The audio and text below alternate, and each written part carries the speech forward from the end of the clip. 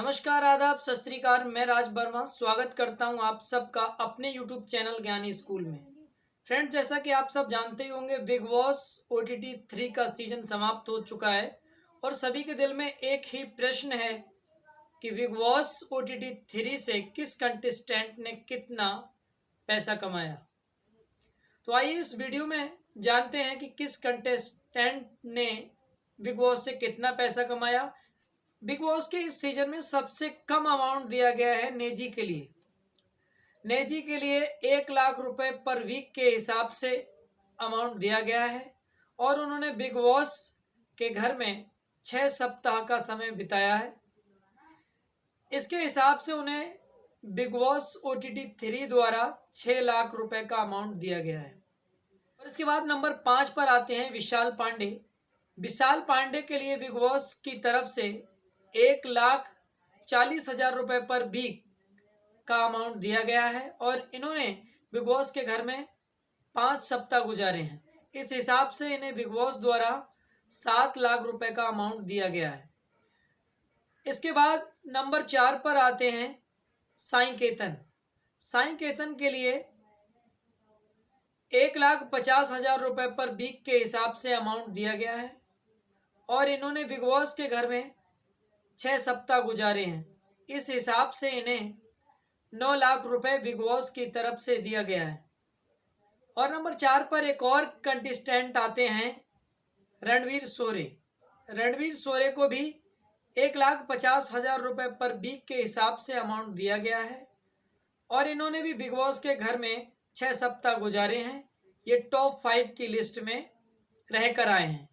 इन्हें big boss के द्वारा 9 लाख रुपए का अमाउंट दिया गया है।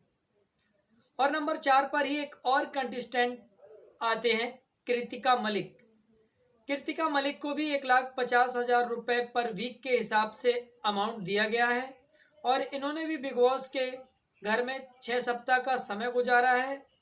टॉप 5 में रहकर आई हैं और बिग बॉस की तरफ से इन्हें भी 9 लाख रुपए का अमाउंट दिया गया है। नंबर 4 पर ही एक और कंटेस्टेंट आते हैं अरमान मलिक।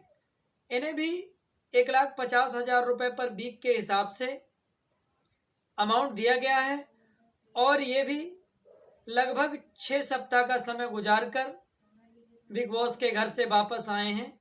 बिग बॉस द्वारा इन्हें 8.5 लाख रुपए का अमाउंट दिया गया है। और नंबर 3 पर आती हैं शिवानी कुमारी। शिवानी कुमारी को 1,60,000 रुपए पर वीक के हिसाब से अमाउंट दिया गया है और इन्होंने बिग बॉस के घर में 5 सप्ताह गुजारे हैं। इस हिसाब से बिग बॉस द्वारा इन्हें 8 लाख रुपए का अमाउंट दिया गया है। इस लिस्ट में नंबर 2 पर आती हैं बड़ा पाव गर्ल यानी चंद्रिका दीक्षित। चंद्रिका दीक्षित को 2 लाख रुपए पर वीक के हिसाब से अमाउंट दिया गया है और इन्होंने बिग बॉस के घर में 4 सप्ताह गुजारे हैं। इस हिसाब से इन्हें 8 लाख रुपए का अमाउंट दिया गया है। और नंबर 2 पर ही एक और कंटेस्टेंट आते हैं लवकेश कटारिया। लवकेश कटारिया को भी 2 लाख रुपए पर वीक के हिसाब से अमाउंट दिया गया है और इन्होंने बिग बॉस के घर में 6 सप्ताह का समय गुजारा है। इसके लिए बिग बॉस के द्वारा इन्हें 10 लाख रुपए और एक बाइक लगभग 12 लाख रुपए का अमाउंट दिया गया है। और नंबर 1 पर आती हैं सना मकबूल, जो कि इस सीजन की विनर हैं और सना मकबूल को 1,75,000 रुपए पर वीक के हिसाब से अमाउंट दिया गया है और इन्होंने इस सीजन की ट्रॉफी को जीता है। इस हिसाब से इन्हें 10.5 लाख रुपए का अमाउंट दिया गया है और साथ में 25 लाख का विनिंग अमाउंट भी दिया गया है। साथ में एक ट्रॉफी दी गई है।